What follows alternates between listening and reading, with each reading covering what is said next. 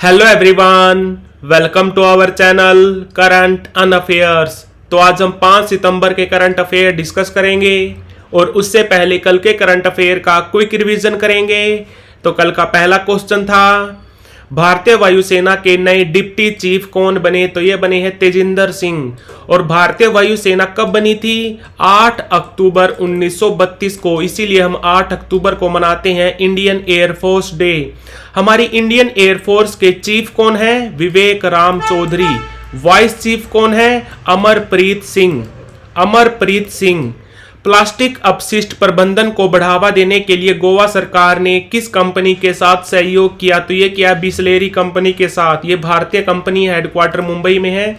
और बिसलेरी कंपनी के फाउंडर कौन थे? रमेश चौहान। और रमेश चौहान अभी बिसलेरी कंपनी के चेयरपर्सन भी हैं।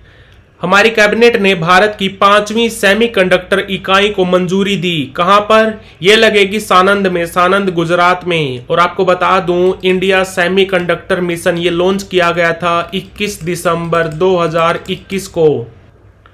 किसने नए सुप्रीम कोर्ट ध्वज और प्रतीक चिन्ह का अनावरण किया? तो ये किया हमारी राष्ट्रपति द्रौपदी मुर्मू ने। डुरुंड कप टाइटल 2024 किसने जीता? किस खेल के लिए होता है? फुटबॉल के लिए। और ये एशिया का सबसे पुराना फुटबॉल टूर्नामेंट है जो अभी एग्जिस्ट करता है। पहली बार खेला गया था 1888 में। इसको सबसे ज्यादा बार जीता है, 17 बार जीता है इसको मोहन बागान टीम ने। और इस साल ये जीता है नॉर्थ ईस्ट यूनाइटेड ने। नॉर्थ ईस्ट यूनाइटेड ने इसको पहली बार जीता, ये भी याद रखना। आईओसीएल के नए चेयरमैन कौन बने? तो ये बने हैं वी सतीश कुमार। आईओसीएल ये भारत की सबसे बड़ी सरकारी ऑयल प्रोड्यूसिंग कंपनी है, 1959 में बनी थी। पैरालंपिक में स्वर्ण पदक डिफेंड करने वाले पहले भारतीय पुरुष एथलीट कौन बने? तो ये बने हैं सोनीपत के सुमित अंतिल। कौन सा खेल खेलते हैं? Javelin throw. कौन सी इवेंट में? F64 कैटेगरी इवेंट में। और अगर आपसे पूछे पैरालंपिक की हिस्ट्री में स्वर्ण पदक डिफेंड करने वाली पहली भारतीय महिला कौन बनी? तो उनका नाम है अवनी लखेरा। इनका संबंध राजस्थान से है। और इनके खेल का नाम है शूटिंग। इवेंट का नाम है 10 metre air rifle standing event. 10 lakh crore का सालाना राजस्व पार करने वाली पहली भारतीय कंपनी बनी है रिलायंस। कब बनी थी? 1958 में। हेडक्वार्टर मुंबई में है। फाउंडर कौन थे? धीरू भाई अंबानी। हमारे पंचायती राज मंत्रालय ने किसके साथ 5 दिवसीय प्रबंधन विकास कार्यक्रम आयोजित किया? तो ये किया है Indian institute of management Amritsar ने। भारत में टोटल 21 IIM है। और बात करें अगर पंचायती राज मंत्रालय की, तो ये मंत्रालय बना था 2004 में। अभी इसके कैबिनेट मंत्री कौन है? लल्लन सिंह। लल्लन सिंह का संबंध है JDU पार्टी से। तो बढ़ते हैं आज की वीडियो की तरफ। आज का पहला क्वेश्चन है, हाल ही में किस राज्य सरकार ने वृंदावन ग्राम योजना और गीता भवन प्रोजेक्ट को लॉन्च किया? तो ये क्या? मध्य प्रदेश राज्य सरकार ने। और वृंदावन ग्राम योजना के तहत मध्य प्रदेश के सभी 313 ब्लॉक्स में हर ब्लॉक में से एक गांव चुना जाएगा जिसका नाम रखा जाएगा वृंदावन गांव। और उस गांव के हर घर के ऊपर लगाया जाएगा एक रूफ टॉप सोलर। और इसके अलावा उस गांव में एक गौशाला बनाई जाएगी। और वहां के जो किसान होंगे उनकी इनकम बढ़ाने के लिए मिल्क प्रोडक्शन पर जोर दिया जाएगा। और गीता भवन प्रोजेक्ट, इसके तहत मध्य प्रदेश के हर शहर में एक गीता भवन बनाया जाएगा। और आपको बता दूं, मध्य प्रदेश में अभी एक ही गीता भवन है। कहां पर है? इंदौर में। और ये जो गीता भवन बनाए जाएंगे मध्य प्रदेश के हर शहर में, वहां पर भगवत गीता और भगवान श्री कृष्ण से जुड़े सभी टेक्स्ट रखे जाएंगे, ये भी याद रखना।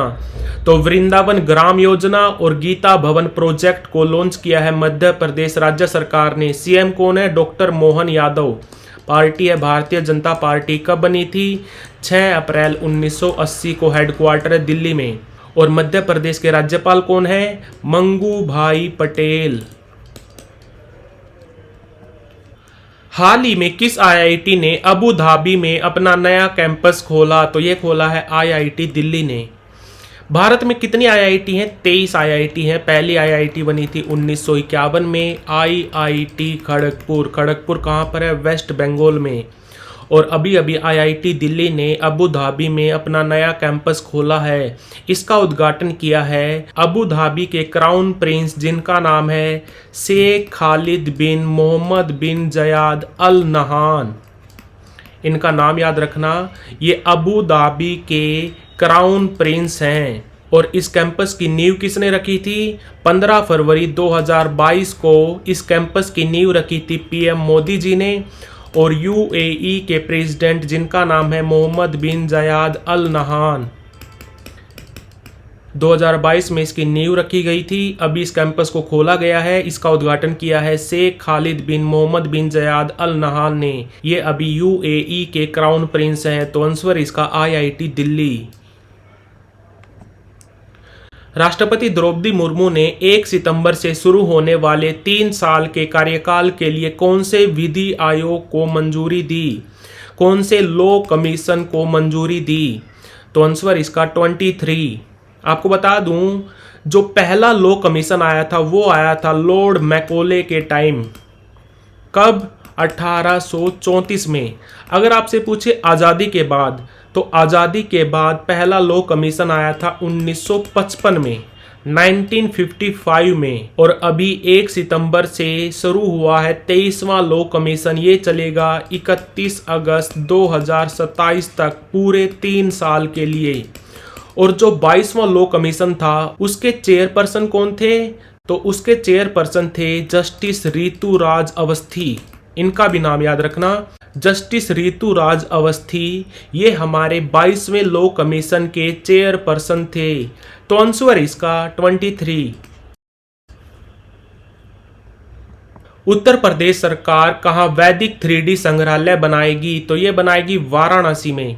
वाराणसी में कहाँ? वाराणसी में एक यूनिवर्सिटी है जिसका नाम है संपूर्णानंद संस्कृत विश्वविद्यालय। कहाँ पर है ये है वाराणसी में, जहां पर वैदिक 3D संग्रहालय बनाया जाएगा। हाल ही में किसने विश्व बधिर निशानेबाजी चैंपियनशिप में स्वर्ण पदक जीता? वर्ल्ड डीप शूटिंग चैंपियनशिप कहां पर हो रही है? जर्मनी में हो रही है। इसमें स्वर्ण पदक जीता है जयपुर की अनुया प्रसाद ने। यूनेस्को किस देश के साथ पेरिस में 2024 मुख्य विज्ञान सलाहकार गोलमेज सम्मेलन का आयोजन करेगा? तो ये करेगा भारत के साथ। भारत के साथ। और बात करें अगर यूनेस्को की, United Nation Educational Scientific and Cultural Organization कब बना था? 16 नवंबर 1945 को। हेडक्वार्टर है पेरिस में। और अभी इसके डीजी कौन है? ऑड्रे अजोल। तो आंसर इसका भारत। हाल ही में हमारी केंद्र सरकार ने कितने करोड़ के एग्रीश्योर फंड रिलीज किए? तो आंसर है 750 करोड़ के। 750 करोड़ के जो ये एग्रीश्योर फंड हैं, ये जो हमारे एग्रीकल्चरल स्टार्टअप्स हैं, जो हमारे कृषि से संबंधित स्टार्टअप्स हैं, उनको बढ़ावा देने के लिए एग्रीश्योर फंड को रिलीज किया हमारे कृषि मंत्री शिवराज सिंह चौहान ने।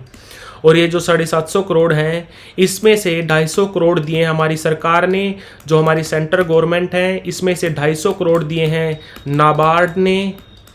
NABARD, national bank for agriculture and rural development. NABARD कब बना था? 1982 में। हेडक्वार्टर मुंबई में है। चेयरपर्सन कौन है? साजी केवी। और इसमें से 250 करोड़ दिए हैं प्राइवेट इन्वेस्टर्स ने। तो ये सब आपको याद रखना। तो आंसर इसका 750 करोड़। लॉरियल पेरिस की नई ब्रांड एम्बेसडर कौन बनी? तो ये बनी है आलिया भट्ट। और आपको बता दूं, लॉरियल पेरिस ये दुनिया की सबसे बड़ी कॉस्मेटिक ब्रांड है। दुनिया की सबसे बड़ी कॉस्मेटिक ब्रांड है लॉरियल पेरिस, जिसकी नई ब्रांड एम्बेसडर बनी है आलिया भट्ट। लॉरियल पेरिस का हेडक्वार्टर कहाँ पर है? तो ये फ्रांस में एक जगह है कलीसी। कलीसी। हाल ही में भारत और किस देश की नौसेना के बीच वरुण युद्धाभ्यास शुरू हुआ? तो वरुण युद्धाभ्यास करते हैं हम फ्रांस के साथ। फ्रांस के साथ हम आर्मी एक्सरसाइज करते हैं जिसका नाम है शक्ति। हम एयर एक्सरसाइज करते हैं गरुड़। नेवल एक्सरसाइज करते हैं हम वरुण। और इस साल वरुण एक्सरसाइज ये कहाँ पर होगी? भूमध्य सागर में, मेडिटेरियन सी में।